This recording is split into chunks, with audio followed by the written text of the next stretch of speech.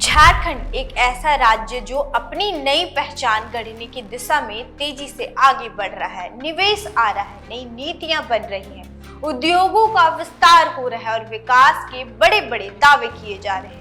लेकिन इसी बीच झारखंड का एक और चेहरा भी है, जहां लाखों युवा अपने भविष्य को लेकर चिंतित है। वे सरकार की उपलब्धियों पर सवाल नहीं उठा रहे, बल्कि सिर्फ इतना कहना चाहते हैं कि सरकार हमारी तरफ भी एक बार जरूर देगी, क्योंकि किसी भी राज्य का भविष्य सिर्फ उद्योगों और निवेश से नहीं, बल्कि वहां के युवाओं की शिक्षा और उनके सपनों से तय होता है। आखिर मैं ऐसा क्यों कह रही हूँ, ये आपको इस रिपोर्ट के अंत तक पूरी तरह समझ आ जाएगा। जोहार, आप देखना शुरू कर चुके हैं स्वराज पोस्ट और मैं हूं मौसम। हाल ही में दिल्ली में आयोजित नेशनल स्टेक होल्डर्स कंसल्टेशन के समापन समारोह में मुख्यमंत्री हेमंत सोरेन ने पूरे विश्वास के साथ कहा था कि झारखंड अब चल नहीं रहा, बल्कि दौड़ रहा है और आने वाले समय में देश का ग्रोथ इंजन बनने की क्षमता रखता है। मुख्यमंत्री का यह विश्वास हर झारखंड वासी के लिए गर्व की बात है। राज्य में हजारों करोड़ के निवेश प्रस्ताव आ रहे हैं, नई औद्योगिक नीतियां बन रही है, महिलाओं के सशक्तिकरण के लिए कई योजनाएं लागू की जा रही हैं और विकास की नई तस्वीर पेश की जा रही है। लेकिन इन्हीं उपलब्धियों के बीच एक ऐसा वर्ग भी है जिसकी रफ्तार पिछले 2 वर्षों से जैसे थम सी गई है। ये वो छात्र हैं जो हर कुछ दिनों में ई कल्याण पोर्टल खोलते हैं, अपना आवेदन देखते हैं, स्टेटस चेक करते हैं और फिर निराश होकर मोबाइल बंद कर देते हैं। आज की यह रिपोर्ट किसी सरकार के खिलाफ नहीं, बल्कि उन लाखों छात्रों की आवाज है जो अब भी अपनी ही सरकार से उम्मीद लगाए बैठे हैं। कहा जाता है कि किसी भी राज्य की सबसे बड़ी ताकत उसके युवा होते हैं। यही युवा आगे चलकर डॉक्टर बनते हैं, इंजीनियर बनते हैं, शिक्षक, वैज्ञानिक, प्रशासनिक अधिकारी और उद्योगों को आगे बढ़ाने वाले कुशल पेशेवर बनते हैं। लेकिन सोचिए, जब इन्हीं युवाओं की पढ़ाई आर्थिक तंगी की वजह से रुकने लगे, तब विकास की तस्वीर कितनी अधूरी दिखाई देती है। झारखंड के लाखों छात्रों के लिए छात्रवृत्ति कोई अतिरिक्त सुविधा नहीं, बल्कि उनकी पढ़ाई का सबसे बड़ा सहारा है। इसी पैसे से कॉलेज की फीस जमा होती है, हॉस्टल का किराया दिया जाता है, किताबें खरीदी जाती हैं और प्रतियोगी परीक्षाओं की तैयारी होती है।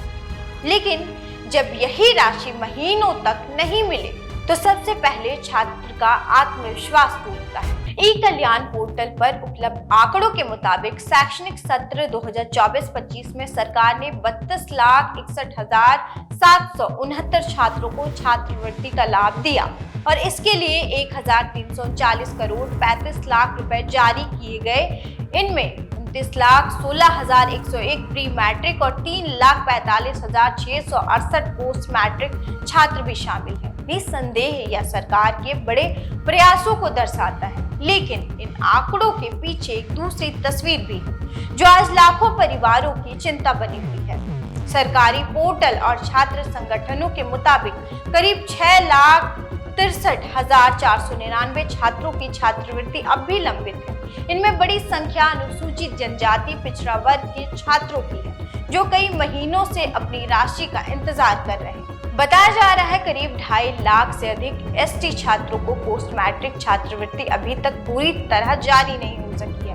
वहीं 3.5 लाख से 4 लाख के बीच ओबीसी छात्र भी अपनी छात्रवृत्ति का इंतजार कर रहे हैं। कई छात्र संगठनों का आरोप है कि 2 शैक्षणिक सत्र गुजर जाने के बाद भी छात्रों को उनकी पूरी राशि नहीं मिल सकी है।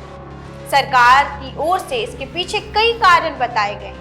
कहीं बजट आवंटन में देरी, कहीं जिला स्तर का सत्यापन लंबित, कहीं आधार और बैंक खाते से जुड़ी तकनीकी समस्याएं, तो कहीं केंद्र और सरकार के बीच फंड शेयरिंग का मुद्दा।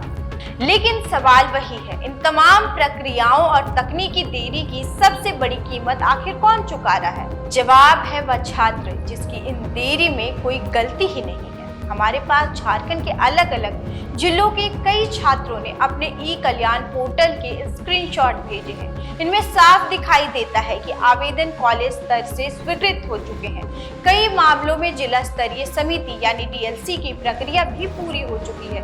पोर्टल पर अप्रूव्ड लिखा दिखाई देता है, लेकिन महीनों बाद भी बैंक खाते में एक भी रुपया नहीं पहुंचा। छात्रों का कहना है कि वे बार बार पोर्टल खोलते हैं, स्टेटस देखते हैं, लेकिन हर बार सिर्फ उम्मीद मिलती है, भुगतान नहीं।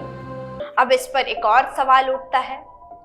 एक रिपोर्ट के मुताबिक राज्य के विभिन्न विभागों के पुल अकाउंट में करीब 18,000 करोड़ रुपए वर्षों से पड़े हैं।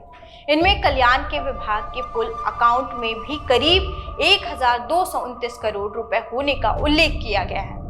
हम यह बिल्कुल नहीं कह रहे हैं कि यह पैसा छात्रवृत्ति का है या इस राशि से भुगतान किया जाना चाहिए, लेकिन मुख्यमंत्री जी लाखों छात्रों की ओर से इतना जरूर पूछना चाहेंगे कि क्या उनकी लंबित छात्रवृत्ति के भुगतान के लिए कोई विशेष समयबद्ध अभियान नहीं चलाया जा सकता?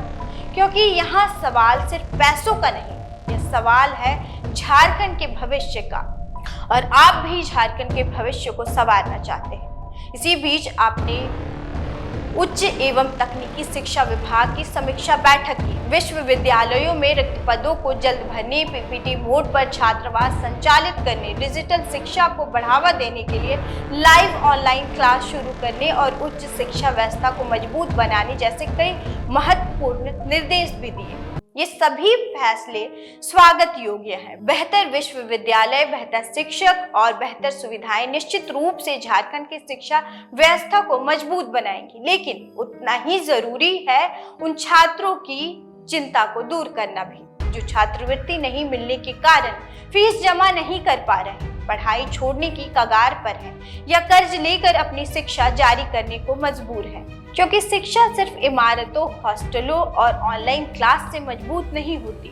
शिक्षा तब मजबूत होती है जब हर छात्र बिना आर्थिक चिंता के अपनी पढ़ाई पूरी कर सके, और शायद झारखंड के लाखों छात्रों की आज बस यही उम्मीद है कि जिस रफ्तार से राज्य विकास की ओर दौड़ रहा है, उसी रफ्तार से उनके सपनों तक भी छात्रवृत्ति पहुंचे। तभी झारखंड सच मायनों में विकास का नहीं बल्कि अवसरों का भी ग्रोथ इंजन बन पाएगा।